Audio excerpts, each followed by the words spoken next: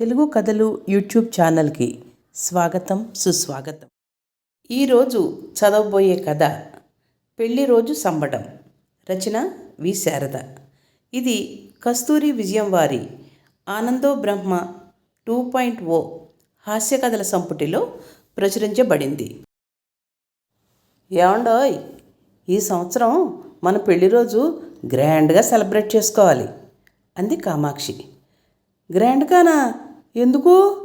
అసలు నిన్ను పెళ్లి చేసుకున్న రోజే నా జీవితంలో బ్లాక్ డే, మళ్ళీ గ్రాండ్గా కూడానా అనాలని అనుకున్నాడు. కానీ అనలేదు. ఎందుకంటే కామాక్షి నోరుకి ఎదురెళ్ళడం ఎవరికీ సాధ్యం కాదు. పాపం సుబ్బారావు దానికి మినహాయింపు కాదు. సుబ్బారావు కొంచెం పొదుపరి, కానీ కామాక్షి దృష్టిలో పిసినారి.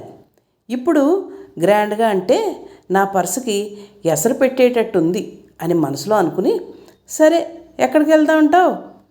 అది ఇప్పుడు దారిలోకి వచ్చారు. ఇందాకటి నుంచి ఈ శశపిషలేమిటి? అంటానికి ఇంతసేపా? అది కాదు కాము, నెలాఖరు కదా అని అన్నాడు సంజాయిషిగా. ప్రతి సంవత్సరం మన పెళ్లి రోజు నెలాఖరికే వస్తుంది, అందుకని మ్యారేజ్ డే చేసుకోవడం మానేస్తావా? గయ్యమని లేచింది. అంతటితో ఊరుకుందా? మీ ఇళ్లల్లో ఒక అచ్చటా లేదు ముచ్చటా లేదు, ఎప్పుడూ తినడం పడుకోవడం అంటూ మొదలుపెట్టేసింది. దాంతో మాస్టర్ చేత దెబ్బలు తిన్న పిల్లాడిలా గజగజ వణికిపోయాడు. ఎందుకంటే ఇప్పుడు మొదలెట్టిందంటే అటు 7 తరాలు ఇటు 7 తరాలు తిట్టిపోస్తుంది. అమ్మో, ఈ తిట్లన్నీ పైనున్న బామ్మ వింటే చంపేస్తుంది. మీ ఆవిడ చేత తిట్టిస్తున్నావా అని. ఇంకేమైనా ఉందా? పర్సు సంగతి పక్కన పెట్టి నువ్వు అంటే పోలా అనుకుని, సరే కాము, నువ్వు ఎలా అంటే అలా సరేనా అన్నాడు భద్రకాళిలా ఉన్న కామాక్షిని శాంతపరుస్తూ. మీరు ముందు అంటే పితృదేవతలను తలవలసిన పని ఉండేది కాదుగా. ఇప్పుడు చెబుతున్నాను వినండి. మన పక్కింటి జలజలేదు, దానికి బడాయి ఎక్కువైంది. దాని తోక కత్తిరించాలి. అందరితో వాళ్ళ మ్యారేజ్ డేకి పట్నం వెళ్ళి అక్కడ ఎంజాయ్ చేశానని చెప్తోంది. ఊరికే వెళ్ళిందా? ఓషన్ పార్క్కి వెళ్ళిందిట.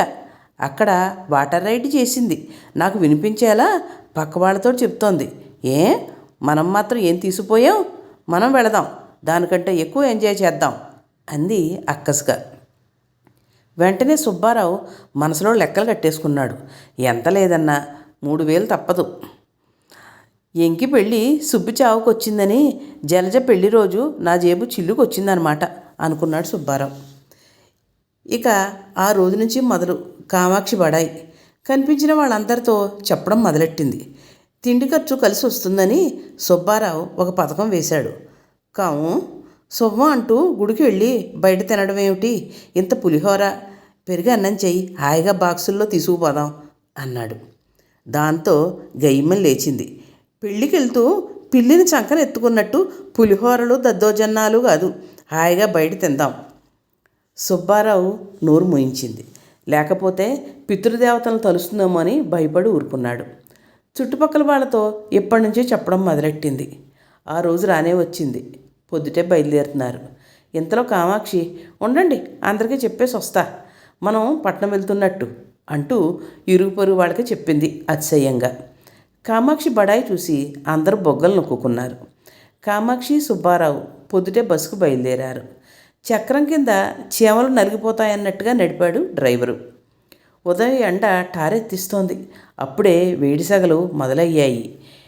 ఎండకి తాళలేని కామాక్షి ఉసూరుమంటోంది.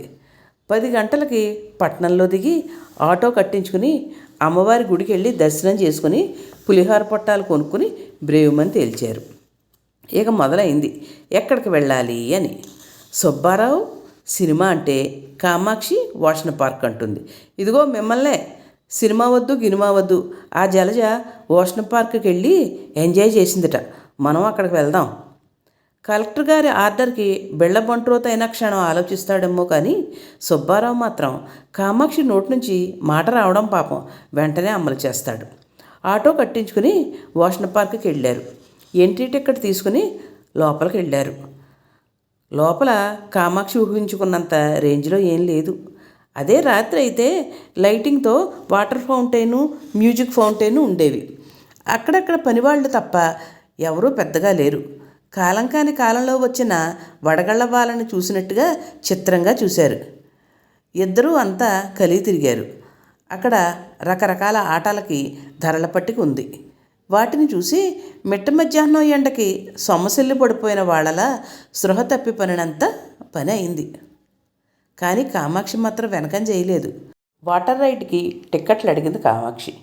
ఇప్పుడా, ఈ టైంలోనా అన్నాడు మేనేజర్. సుబ్బారావు ఏదో మాట్లాడిపోతుంటే కామాక్షి గొప్పగా ఇప్పుడే డ్రెస్ ఇవ్వండి వేసుకుంటాం అంటూ మేనేజర్ చేతిలో టిక్కెట్లకి డబ్బులు పెట్టింది. గదిలోకి వెళ్ళి డ్రెస్ మార్చుకొని వచ్చి వాటర్ ట్రైన్ సీట్లలో కూర్చుని బెల్ట్ పెట్టుకున్నారు. పనికుర్రాడు స్విచ్ ఆన్ చేశాడు.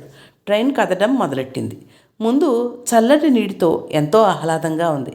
కామాక్షి ఎంజాయ్ చేస్తూ భర్త వంక చూసారా అన్నట్టుగా గొప్పగా చూసింది. నెమ్మదిగా నీళ్లు వేడెక్కడం మొదలైంది. గోరువెచ్చటి నుంచి భరించలేని వేడితో నీళ్లు రావడం మొదలయ్యాయి. వేడి తట్టుకోలేక ఆపండి ఆపండి అంటూ అరవడం మొదలెట్టారిద్దరూ. ఇంతలో కుర్రాడొచ్చి స్విచ్ ఆఫ్ చేశాడు. ముందు చల్లగా ఉన్న నీళ్లు తర్వాత వేడెక్కిపోయాయి ఏమిటి అన్నాడు సుబ్బారావు మేనేజర్తో వేడికి వణుకుపోతూ.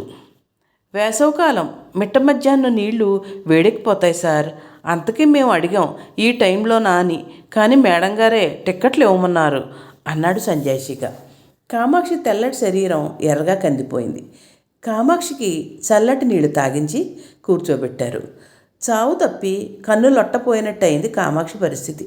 అక్కడ ఉండడం ఇష్టం లేక బతుకు జీవుడా అని ఇంటిదారి పట్టారు. కొసమెరుపు ఏమిటంటే జలజ పెళ్లి రోజు డిసెంబర్ 20, శీతాకాలం కాబట్టి చల్లగా ఉండి బాగా ఎంజాయ్ చేశారు. కామాక్షి అది తెలుసుకోకుండా మే నెల రోహిణీ కార్తెలు వెళితే ఏమవుతుంది, ఇంకెప్పుడు వంతులకు పోకూడదని బుద్ధి తెచ్చుకుంది. ఒక విషయం అర్థమైంది. తన చిన్న కోరిక కాలం కాని కాలంలో అడిగితే ఎంత తప్పిదమైందో తెలుసుకుంది. బస్సు టిక్కెట్లు, ఎంట్రీ టిక్కెట్లు, వాటర్ రైడ్ టిక్కెట్లు వెరసి అన్నీ కలిపి 4,000 వరకు అయ్యాయి. సుబ్బారావు మనసులో అనుకున్నాడు, సంతోషం లేదు కానీ జేబుకి చిల్లు పడిందని. కథ సమాప్తం. ఈ కథ మీకు నచ్చినట్లయితే మరిన్ని కథల కోసం మా తెలుగు కథలు యూట్యూబ్ ఛానల్ని లైక్ చేయండి, కామెంట్ చేయండి, షేర్ చేయండి, సబ్స్క్రైబ్ చేయండి. ఉంటానండి.